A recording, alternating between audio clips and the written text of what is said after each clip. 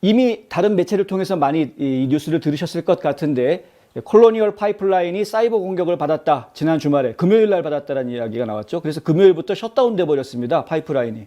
파이프라인은 이 석유들, 가스를 공급을 전국으로 공급하는 그런 역할을 하고 있는데 이 콜로니얼 파이프라인 같은 경우에는 지금 지도에서 보시는 것처럼 그 텍사스에서 출발을 해서 뉴저지까지 올라가는 그런 아주 5,500마일이나 된다고 합니다. 이 길이가 엄청난 파이프라인인데, 그리고 동부 해안 지역의 45% 이 유류 공급을 지금 책임지고 있는 그런 상황입니다. 근데 갑자기 지금 가스값이 오르게 됐다. 이 파이프라인이 셧다운되면서 그렇게 상황이 된 것이고요. 실제로 과거에도 이런 일이 있었다고 합니다. 2016년에 조지아주에서 가스관이 누수되면서 이게 폐쇄된, 셧다운된 적이 있었는데, 그때 한 열흘 정도 송유관이 폐쇄되면서 가스값이 한 30센트 정도 올랐다. 그런 일이 있었다라는 이야기가 있는데, 지금 상황은 그거보다 더 장기화될지 아니면은 그거보다 더 빨리 복구가 될지 지금 알 수가 없는 그런 상황입니다. 랜섬웨어의 공격을 받았다고 하는데요.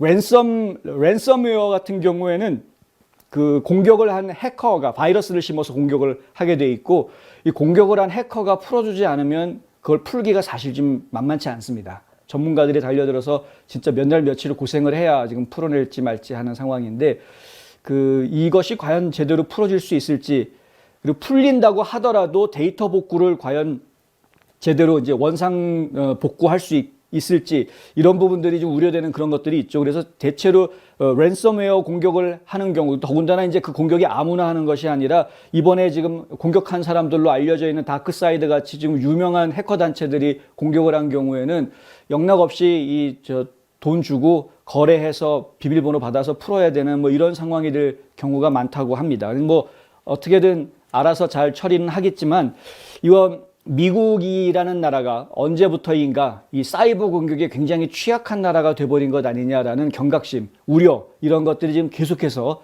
나오고 있는 그런 상황입니다. 어찌됐건 간에 어쩔 수 없이 가스비가 좀 당분간 살짝 오르지 않을까라는 걱정을 할 수밖에 없고요. 지난 겨울에 사실 한파가 갑자기 몰아닥치면서 가스비가 왕창 올랐는데, 그랬는데 지금 또 이런 상황이 벌어지는, 더더군다나 이제 좀 이따 또 보도를 해드리겠습니다만은 바이든 행정부에서 지금 계속 추진하고 있는 여러 가지 사업들이 결국은 이 가스값에 붙이는 세금도 올릴 가능성이 상당히 이야기되고 있는 그런 상황이어서 지금 여러모로 서민 경제가 좀 더 어려워지는 것 아니냐라는 그런 좀 염려가 지금 생기고 있는 상황입니다. 이 파이프라인과 관계가 없이도 가스값이 많이 오른 곳이 있어서 제가 그 얘기를 좀 해드리려고 하는데요. 트리플 A 아시죠? 예. 미국 자동차 협회라고 하는 트리플 A에서 발표한 자료에 따르면은 지난 주말 사이에 미국에서 가장 가스비가 많이 오른 데가 미시건주랍니다. 미시건주. 미시건주가 15센트가 올랐답니다. 왜 그렇게 많이 올랐을까요? 예.